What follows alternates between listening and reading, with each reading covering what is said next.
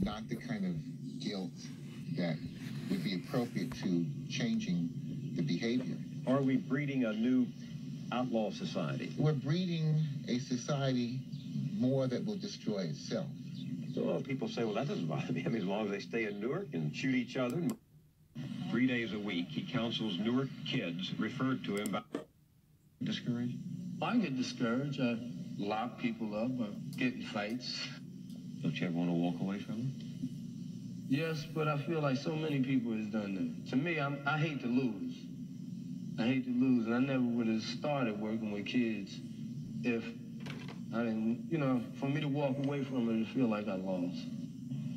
Dr. George Jackson is a practicing psychologist who teaches at Howard University. He is blind. 3 days a week, he counsels Newark kids referred to him by the courts and the social workers. Dr. Jackson cannot see, but he has heard over and over what the breakdown of the family means to children. We see depression. We see terrible anger. We see a lack of expectancy. What are they angry about? Children are born without any understanding as to how to manage their feelings, and it's through the training and teaching that these foundations are set.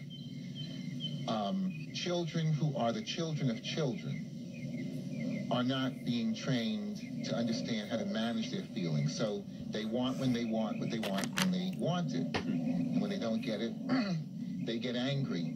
I talked to a young man yesterday, 30 now. Well, he described what happened to him when he was 15, how he took a baseball bat to somebody who'd messed with his girlfriend, how he actually shot somebody who had spit on him. What causes that hair trigger emotion? If you have no respect for life, you then will try to destroy or dismantle another person. It won't matter to you. Such a person doesn't have a conscience.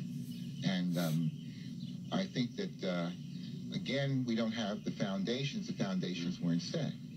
We've talked to one 27-year-old father. He has 7 kids he's not caring for. 7 kids by several different women. Why? Why does that happen? If you're a rolling stone, and if the father before you was a rolling stone, or there are no values to constrain you from this behavior, then you have, you do this and you do it with impunity. It becomes a badge of honor? Right, and it's the only badge of honor that you expect to get. Do they feel any sense of guilt over their impotence as fathers?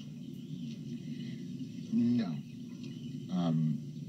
Not the kind of guilt that would be appropriate to changing the behavior. Are we breeding a new outlaw society? We're breeding a society more that will destroy itself.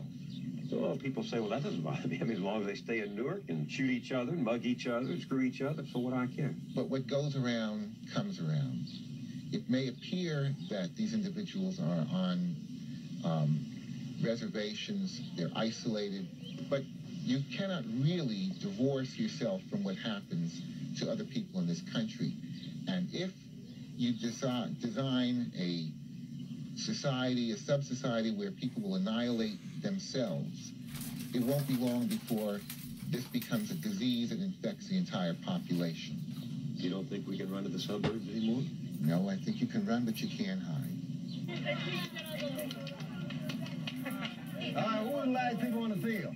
James Wallace chose not to run or to hide. He learned in his own youth that one person who cares can make a difference.